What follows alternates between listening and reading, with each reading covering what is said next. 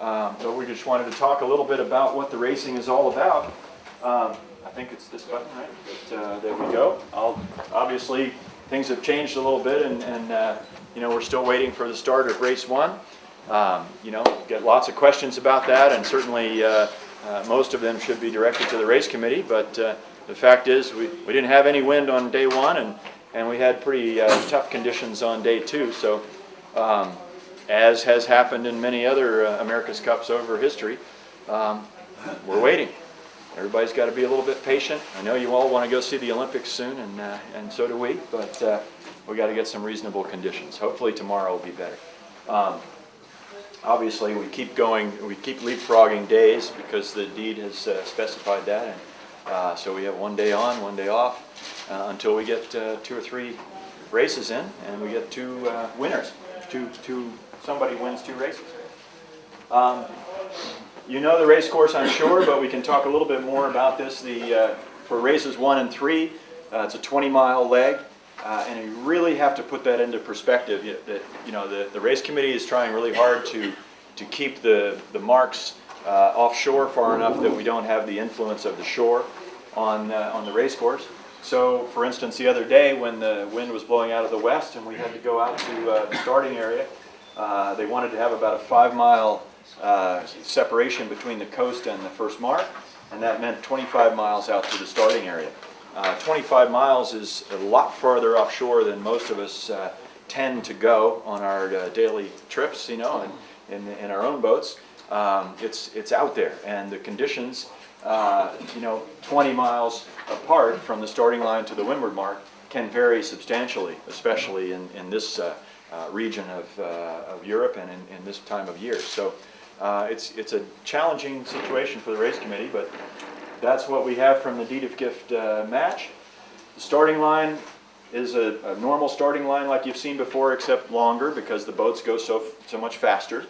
And the one thing that's different this time is that we have this offset extra mark that's down to leeward of the starting mark, and it's being used as a way to have the boats enter the starting area from opposite sides, but not get immediately into a fight with each other. We want the real fight to be on the race course. Both teams have agreed that this is a great way to have the race start, so that we don't have the 2 boats, you know, closing in at each other at massive speeds and risking a mistake where they might actually destroy some of the equipment. So, with this situation, it's going to be a deal where whoever enters on port, which is us in the first race, is going to be downwind already of the starboard entry, and they should cross. I mean, you should see a situation here where, you know, we're entering on this side, and the other guys are entering here, and we should see a situation where the boats, you know, sail something like this and cross in front. But the idea is that the port entry boat crosses ahead, the other boat jives over, they chase each other a little bit, they jive back to the line, and then with about 2 minutes to go, before the start, you should see the boats next to each other, and they should start to engage and have a little fight on see who gets which side of the race course. As they come off the line, one boat's going to be on the right, one boat on the left. The long-term situation on the race course might favor one side or the other, and short-term maybe the opposite. So there's going to be a lot going on. But when that starting gun goes, then you're going to find that you know, all the excitement that we've been following for 2 years is going to become real clear if somebody has an advantage. And with any kind of advantage, you should be able, at that point, to be able to start controlling the race. So, yes? You're Ron Young, latitude 38. And would you talk a little bit about port tax strategies on entering with this canned line like this?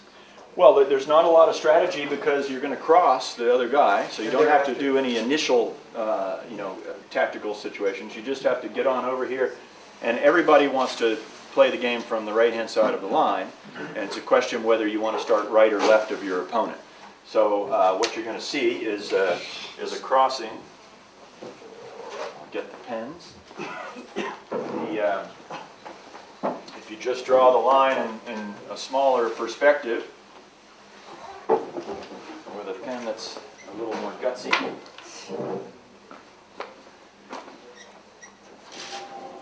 There we go. So you draw the line here, and then you have this buoy down here. They're actually boats, but you get the idea. You know, this boat is going to start and sail this direction, and this boat is going to start and sail that direction. And they're going to, when they cross each other, they should be this far apart from each other. They can be that far, because in theory, they both go downwind at about the same speed and angle. Now, this boat is going to want to, at some point, turn up a little bit and go towards the starboard ley line.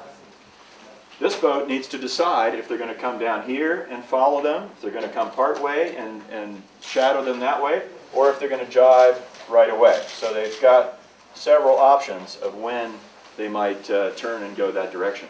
But you're going to see the action move over to this side somewhere, and somewhere down in here, people are going to say, okay, now we're going to turn and go towards the line. And it's going to be, if they want to start to the right, they're going to be slowly coming up this way. And if they want to start left, they're going to be going as fast as they can down here and then up on the ley line and start the race. Every wind speed makes a little different scenario of what you would choose to have happen when you're going to turn back, how easy it is to slow the boat down once you get too close to the line, those sorts of things. And of course, in lighter air, the line is longer in time, so it gives them more playing area. And in stronger winds, that line shrinks down in how much time it takes to sail from one end to the other. You know, this distance from the boat end to the pin end in these boats is just a matter of, you know, it's going to be somewhere in the neighborhood of 30 to 45 seconds. It's not that long. And, you know, even though you look out there and the line looks as long as the Darsena is wide, it doesn't take very long to get there.